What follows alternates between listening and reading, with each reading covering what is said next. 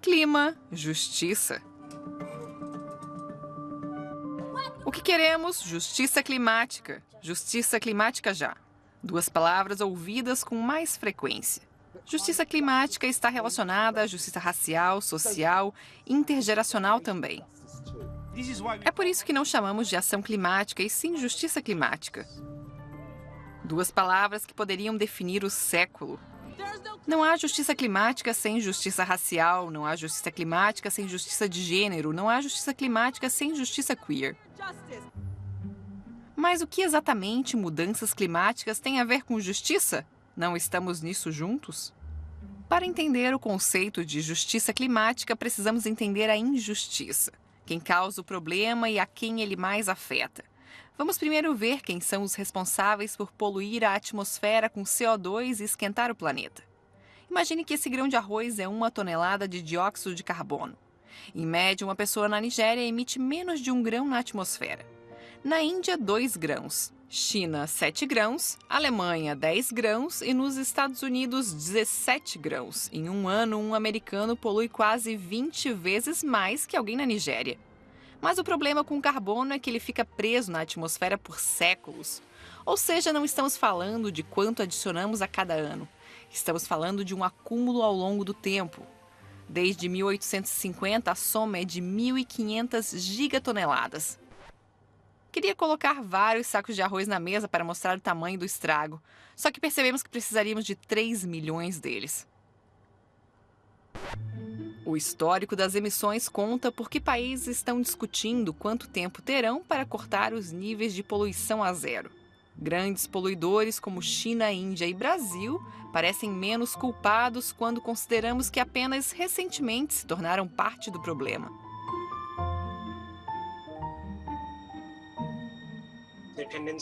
A tendência é considerar a quantidade anual de emissões. Mas isso não nos diz nada sobre por que estamos nessa bagunça.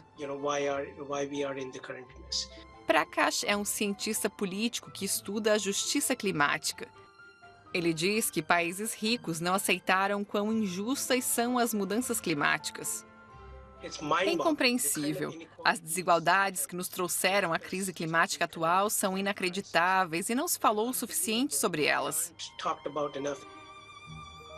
Em 2020, pesquisadores calcularam a responsabilidade de cada país no aumento dos níveis de CO2 para além dos limites seguros ultrapassados em 1990. O estudo levou em consideração a população e a quantidade de emissões ao longo da história, incluindo aquelas que cruzaram as fronteiras em forma de bens comercializados. A pesquisa mostrou que os países mais ricos emitiram mais do que deveriam. O hemisfério norte foi responsável por 92% das emissões de CO2, que levaram o planeta a superar os níveis seguros de dióxido de carbono. A Ásia, a África, Oriente Médio e a América Latina emitiram 8%. Mesmo um grande emissor como a China está somente agora cruzando os limites. Se você vive em um país movido a combustível fóssil, não significa que as mudanças climáticas são necessariamente sua culpa. Mas algumas escolhas podem fazer a diferença. Não se trata apenas de onde você mora, mas de quanto você emite. Os 1% mais ricos do mundo emitem quase o mesmo do que os 50% mais pobres. E essas elites vivem em diferentes locais. Todos já estamos sendo afetados pela crise climática, apenas em uma escala diferente. Se olharmos para as autoridades da Alemanha nas últimas décadas, elas não assumiram as suas responsabilidades. Estão destruindo o nosso meio ambiente, precisam agir agora, não depois. Mas espera aí. O CO2 aquece o planeta na mesma proporção, independentemente de onde vem, se da Alemanha ou do Quênia. A geografia não importa. Na verdade, importa sim. A segunda parte da injustiça climática é que, embora os países mais pobres tenham sido os menos responsáveis pelas mudanças climáticas, eles são os mais prejudicados. As ondas de calor estão se tornando mais insuportáveis em toda a África, onde as secas têm afetado mais as colheitas. Também há tempestades. Ar quente significa que furacões e tufões ficam mais poderosos e liberam mais chuvas e ventos fortes nos trópicos. Em 2050, o nível do mar terá subido tanto que inundações que costumavam ocorrer somente uma vez no século vão atingir várias cidades costeiras anualmente. As desigualdades das mudanças climáticas são vistas com mais intensidades em países como a Índia. Embora a população mal tenha contribuído para o aquecimento global, ela está entre as mais vulneráveis. As cidades indianas costeiras sofrem com inundações sem precedentes, enquanto seus rios secam, deixando a agricultura. As cidades indianas costeiras sofrem com inundações sem precedentes, enquanto seus rios secam, deixando agricultores numa luta para cultivar alimentos. Mesmo se você considera uma cidade como Mumbai, quando as enchentes acontecem, os mais pobres são os mais afetados.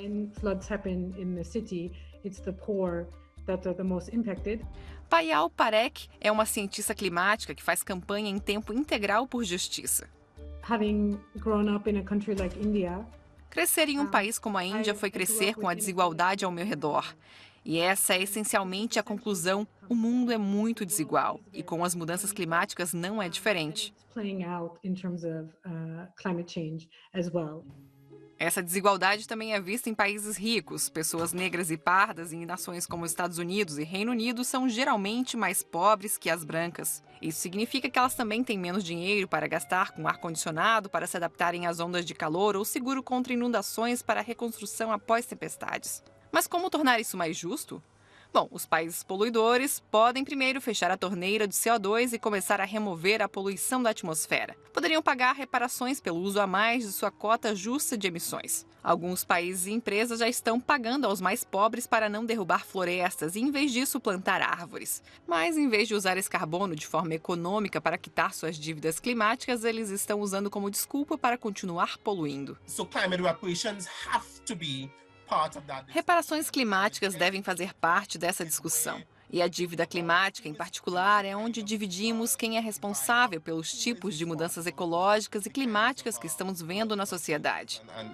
E pelos desastres induzidos pelo clima que países estão enfrentando.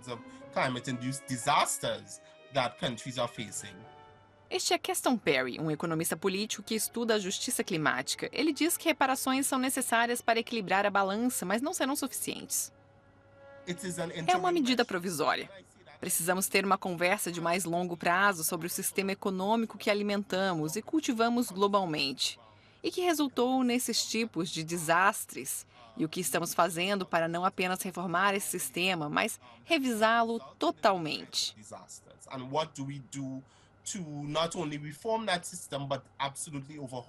Reparações podem parecer radicais, mas países ricos já concordaram em pagar aos mais pobres para se adaptarem às mudanças climáticas. Imagine que cada uma dessas ervilhas seja $1 bilhão.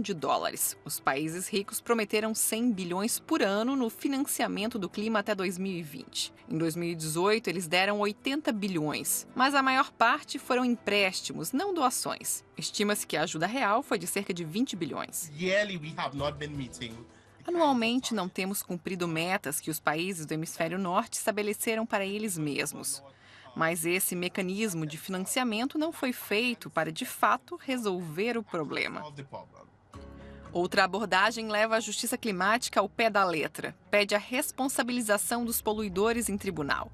Depois que incêndios violentos devastaram Portugal em 2017, 6 jovens ativistas levaram 33 países industrializados ao Tribunal Europeu de Direitos Humanos por não conseguirem reduzir suas emissões rapidamente. Eles argumentaram que os países estão discriminando os jovens, que terão que viver com as consequências. O veredito ainda está pendente. Na Alemanha e na Holanda, juízes ordenaram que os governos ampliem metas para a redução de emissões. Ativistas também ganharam um processo contra a Royal Dutch Shell, forçando a empresa a pagar pela poluição do petróleo. Agora, eles estão exigindo fundos verdes de investimento. O argumento jurídico básico para atribuir responsabilidades é a contribuição para o problema, ou seja, quanto você emite, quanto você contribui para as mudanças climáticas, o efeito estufa, a emissão de gases e qual a possibilidade de contribuir para a solução. Os réus argumentam que os tribunais nacionais não têm o direito de decidir sobre o clima porque as emissões e seus impactos são globais. Mas uma nova geração de ativistas está lutando para que eles acabem responsabilizados e que a justiça climática seja feita.